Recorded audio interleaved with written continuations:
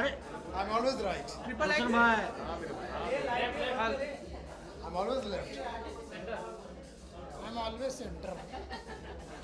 Because you are my mentor. सबसे पहले तो कैलाश जी को बहुत बहुत शुभकामनाएं कि उन्हें पद्मश्री अवार्ड से नवाजा गया और अब वो सबको इंस्पायर कर रहे हैं। बहुत बहुत मुबारकबाद हो और ऐसे ही मैं शुभकामनाएं देता हूँ कि हमारी म्यूज़िक इंडस्ट्री को हम जैसे फ़ैन को सुनने के लिए अच्छी अच्छी नई नई चीज़ें सुनने मिले, यही शुभकामनाएं।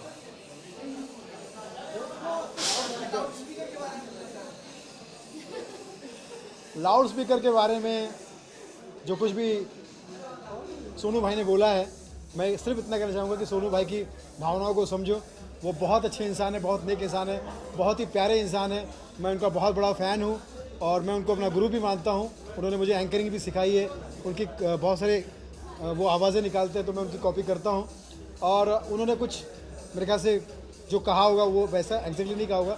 तो जैसे कैलाश जी का जाल आ रहा है, वो भी अपने बातों के जाल में फंस गए हैं। तो प्लीज़ आप लोग सब एक ही बात करना चाहूँगा मेरे स्टाइल में, सोनू निगम जी की भावनाओं को समझो भक्तजनों। Love you all, thank you, all the best, thank you. आज की संध्या के बारे में कुछ कहना चाहिए? विशेष टिप्पणी आपकी आज है? नहीं नहीं, विशेष टिप्पणी तो कुछ नहीं करना चाहता। मैं कैलाश जी को बधाई देना चाहता हूँ। इतना बड़ा सम्मान उन्हें दिया गया है और मैं भाग्यशाली समझता हूँ अपने आप को कि ऐसी संध्या का भाग मुझे बनाया गया है, आमंत्रित किया गया है। हाँ जी, सॉरी, कैमरा लुक, अच्छा अच्छा, हाँ जी, और बताएं। हाँ नहीं, केवल इतना ही है, विशेष टिप्पणी नहीं करना चाहता। मैं कैलाश जी को बधाई देना चाहता हूँ। इतना बड़ा सम्मान उन्हें दिया गया है और मैं भाग्यशाली समझता हूँ स्वयं को कि इस संध्या का भाग मुझे बनाया गया। एक चीज़ और, आपको बधाई। 25 वर्ष करीब मनोरंजन उद्योग से जुड़े रहे हैं आप? नहीं, बतौर अभिनेता 25 साल हुए, फिल्मों से जुड़े 30 साल हुए। यादगार अवसर कौन सा रहा है 25 साल अभिनेता? आप आइए घर पे आराम से बात करने। नमस्कार।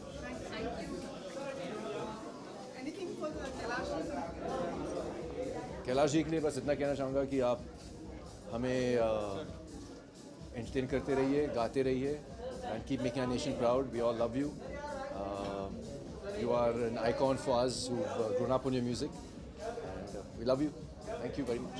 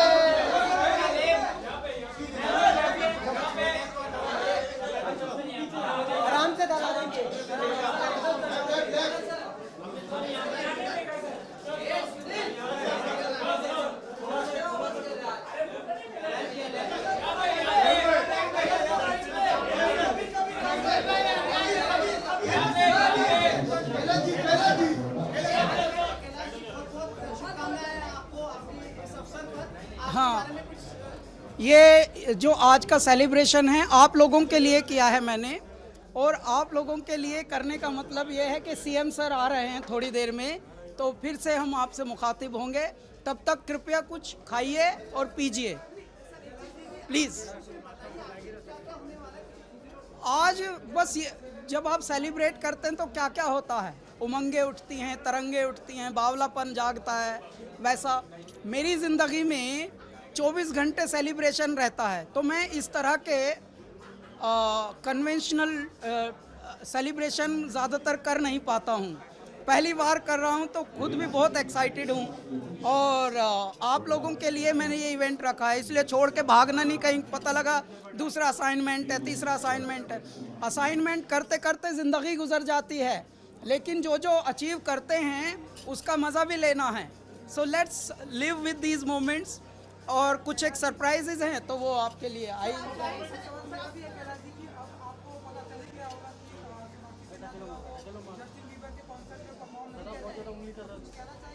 आइए आइए, म्यूजिक सुनिए, मजा कीजिए, क्योंकि म्यूजिक एक ऐसी चीज है कि इसमें आप जिंदगी का एक अलग जलवा लेते हैं।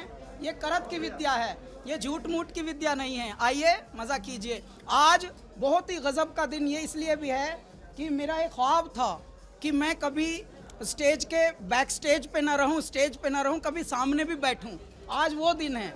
आज गुरदास मान साहब हमें ब्लेसिंग दे रहे हैं, गा रहे हैं थोड़ा, और हम सामने भी बैठेंगे आप लोगों के दरमियान, तो मज़ा आएगा।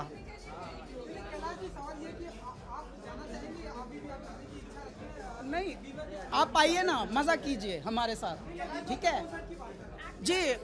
आज हम नहीं गा रहे हैं, आज गुरदास मान साहब गा रहे हैं। आइए मज़ा लीजिए।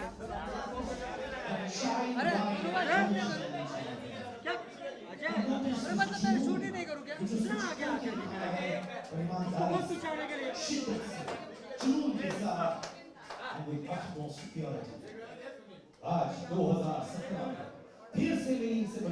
कैलाश भैया के लिए जोरदार तालियां बजनी चाहिए। जमीन से जुड़े आदमी हैं, आज भी 250 ग्राम मिट्टी खाते हैं।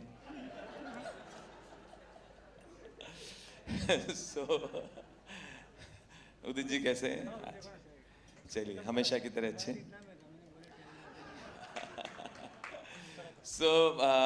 अच्छा लग रहा है, मजाक मजाक में काफी लोग आ गए। और मेरा तो एक ही फंडा है, जिंदगी में ऐसा काम करो, जिंदगी में ऐसा काम करो कि बाद में लोग कहें भाई तो रहने दे, हम कर लेंगे।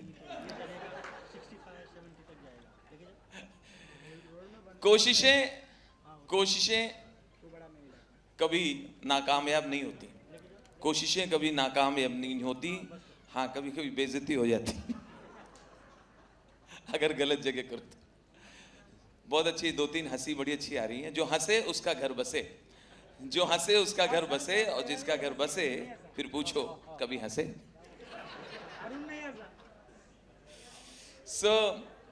मैं भी सीधा एयरपोर्ट से चला रहा हूँ, और एयरपोर्ट में मैं क्या बताऊँ, एक एयरलाइंस ऐसी है, आप समझ गए होंगे, जिसके अंदर आपको माँ का प्यार मिलता है।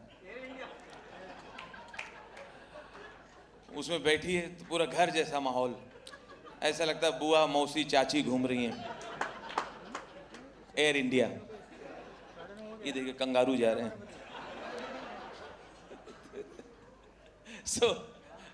एयर इंडिया में बैठा था, खाने के मैंने हिम्मत करके कहा कि एक्सक्यूज मी, ये खाना ठंडा है। बोलती चुपचाप खाओ। मैं समझ गया मैं घर में आ गया हूँ।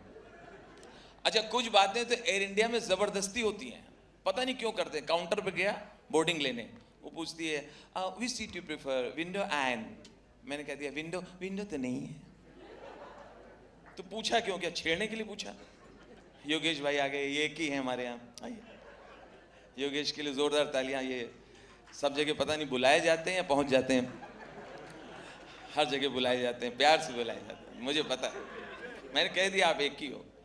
नहीं नहीं, आप अपने काम में एक ही हो। ये बहुत अच्छे इंसान है योगेश भाई। किसी ने इनसे पूरी घुस गए, बोले कोई चीज है अंदर, मानो न मानो कुछ तो है अंदर। जबरदस्ती कैसे आप अच्छे हो? अरे बहुत अच्छे हमारे दोस्त हैं। ये गोबर सूंघ के बता देते हैं गाय की उम्र क्या है। बहुत प्यारी ऑडियंस आपने सजाई। एक सरदार दिख रहे हैं, एक ही बहुत है, क्योंकि एक सरदार 1.25 लाख के बराबर होता है। तो अच्छा 2.5 लाख बैठे हैं।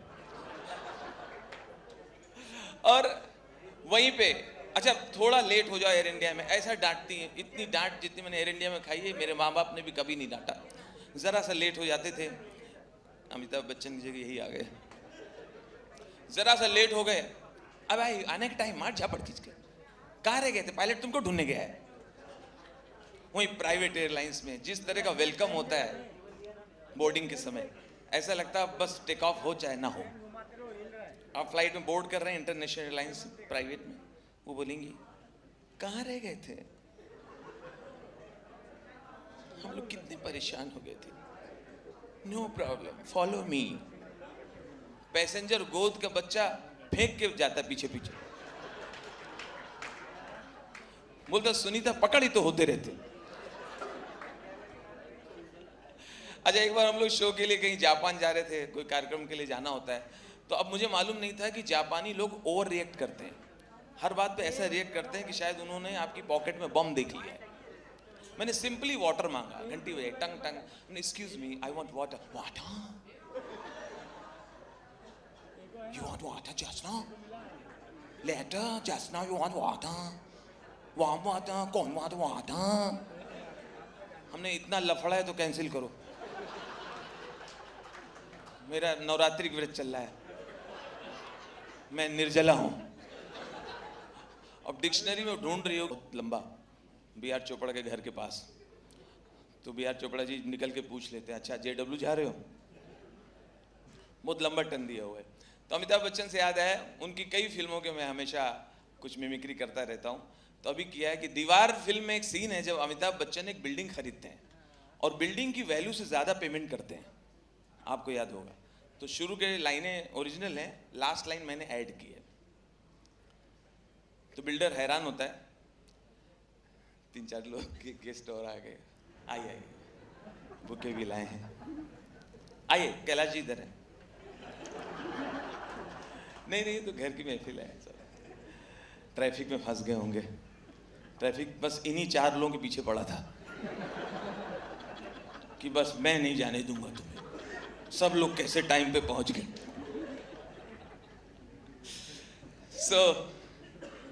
कैसे आप ठीक है? अच्छा, तुम जो सफेद साड़ी में लाल बिंदी लगाती हो, कसम से एम्बुलेंस नजर आती है। एम्बुलेंस तो घायलों को ले जाती है, मगर तुम घायल कर जाती है। ये वाला वाह भी है, ये कलर भी है। तो हाँ, मैं बता रहा था, एक अलग अलग चेहरे के लोग आ रहे हैं। हमें बता रहा था कि दीवार का डायलॉग में जब अमिताभ बच्चन, सर कैसे आपके यहाँ तो चिकन विकन खाया है। तो दीवार फिल्म में एक सीन है जब अमिताभ बिल्डिंग खरीदते हैं, तो बिल्डर बहुत सरप्राइज हो जाता है कि आदमी एक्स्ट्रा पैसे क्यों दे रहा है। तो बिल्डर कहता है, विजय माफ कीजिए, आपको बिजनेस करना नहीं आता है, अगर आप कहते तो मैं इस बिल्डिंग में 25-50 लाख रुपए कम कर देता, मगर आपने इसमें हंसने की बात है? नहीं है बात है, ये किसी को या तो छोड़ आए हैं या लेके आएंगे, पेशाब करने गए होंगे। तो बिल्डर, आप कहते, आपने नहीं सुना ना, बस ठीक है, आप कहते तो मैं 25-50 लाख रुपए कम कर देता, मगर आपने इंसिस्ट किया नहीं, डील तो हो चुकी है। अमिताभ, नहीं डागा साहब आपको मालूम नहीं है। अच्छा, बहुत अच्छा। आप उनकी पोती तो नहीं, श्वेता नंदा? डागा साहब आपको मालूम नहीं है, आप हर शो में आया करो। डागा साहब को मालूम नहीं है, जब इस बिल्डिंग का निर्माण हो रहा था तो मेरी मां ने इसमें पत्थर तोड़े।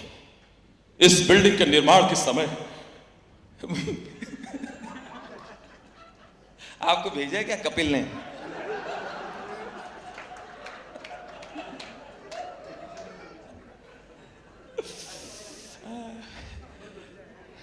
नहीं, वो सीरियस जोक है, मैं खुद भूल जाऊंगा। डागा इन्होंने कहा ना, टाइम किल करना है। मुझे जब किल करना होता है तो उस दिन मैं ऐसे ही प्रोग्राम देता हूं। ये कुछ मैसेज लाई हैं, उन्हीं वो फडणवीस जी की फैमिली की लग रही है, शक्ल मिल रही थी। सो धागा साहब, आपको मालूम नहीं है, जब इस बिल्डिंग का निर्माण हो रहा था तो मेरी माँ ने इसमें पत्थर तोड़े, मेरी माँ ने इसमें मजदूरी की, और आज ये बिल्डिंग खरीद के मैं अपनी माँ को गिफ्ट देना चाहता हूं। हर हाल में मुझे बिल्डिंग चाहिए, हर कीमत पे। अगर आप कहते तो मैं इस बिल्डिंग में 25-50 लाख रुपए आपको और दे देता, क्योंकि बिल्डिंग मुझे हर हाल में चाहिए, हर कीमत पे।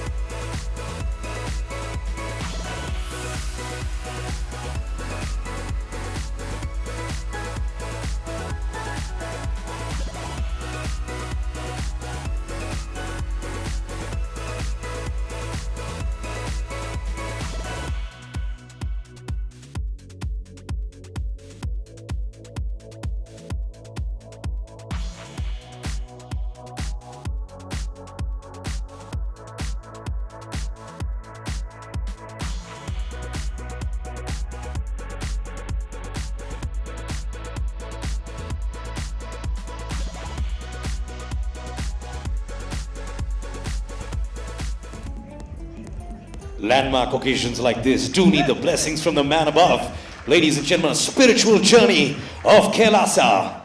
CM साहब, मैं जानता हूं कि आप बहुत रुचि रखते हैं in music, cultural activities. You're here for Kailash ji. You must have heard his music. Please tell us what you feel about our friend here. वैसे तो ये मंच अभी इतना भारी हो गया है, मेरे वजन से नहीं। तो मैं ऐसा मानता हूँ कि कला के क्षेत्र में, म्यूज़िक के, गाने के, एक्टिंग के, हमारे स्टैंड अप कॉमेडियंस, सारे लोग जिनको हमने अक्सर पर्दे पर, पर्दे के पीछे, छोटे स्क्रीन पर देखा है, सराहा है, ऐसे सारे लोग आज इस मंच पर है।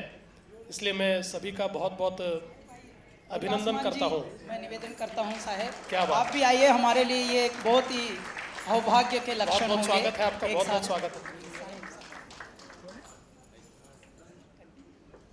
गुरदास मान जी का भी बहुत बहुत मैं स्वागत करना चाहता हूँ। देश में जिन्होंने कई वर्षों से हम सभी को अपने आवाज़ से, अपने गानों से बहुत मोहित किया है, ऐसे गुरदास मान जी भी आज हमारे बीच परफॉर्म करने वाले हैं, उनका भी बहुत बहुत स्वागत है। आज हम सभी को ये मौका मिला है कि हमारे चहेते कैलाश खेर जी, या जिनको हम कैलासा के नाम से जानते हैं, हम उनको भारत के राष्ट्रपति जी ने पद्म पुरस्कार से नवाजा है। और मैं ऐसा मानता हूं कि अपने आप में देश का सर्वोच्च पुरस्कार मिलना एक बहुत बड़ी बात है। और मैं ऐसा मानता हूँ इतनी कम उम्र में कई बार पद्म पुरस्कार आदमी जब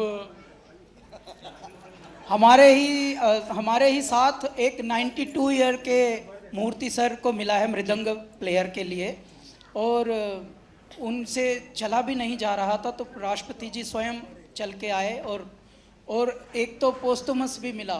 तो मैं हंसा ये सब देखकर, हे मेरे दाता, हमारे ऊपर तो अनंत कृपा हो गई।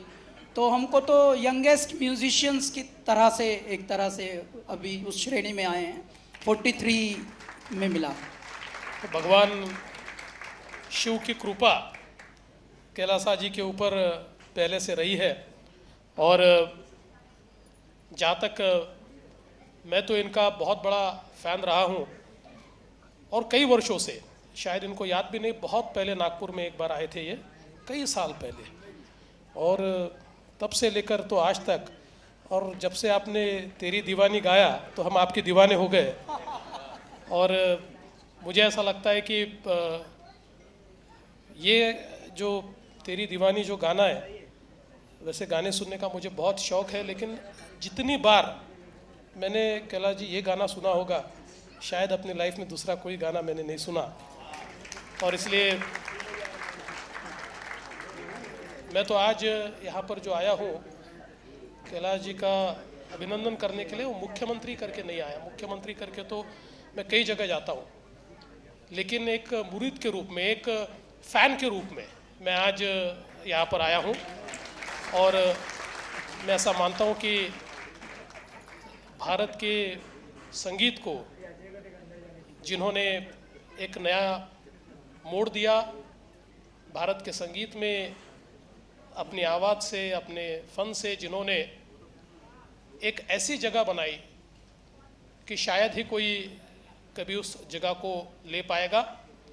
वैसे तो हर गायक जो होता है अपने आप में उसका अलग फ़न होता है, उसकी एक अलग स्टाइल होती है, लेकिन कैलाश जी ने, मैं ऐसा मानता हूँ कि सारे प्रकार के जो सुनने वाले लोग हैं उनको अपने से जोड़ लिया है। और विशेषकर जब सूफ़ी संगीत हम उनका सुनते हैं तो उसमें मुझे ऐसा लगता है कि सारी चीज़ें, उसमें ईश्वर की भक्ति भी है, उसमें भारतीय संगीत भी है, उसमें वेस्टर्न म्यूज़िक भी है, सारी चीज़ों का एक फ्यूजन, सभी को एक साथ बांधने वाला, ये हमको उसमें दिखाई देता है।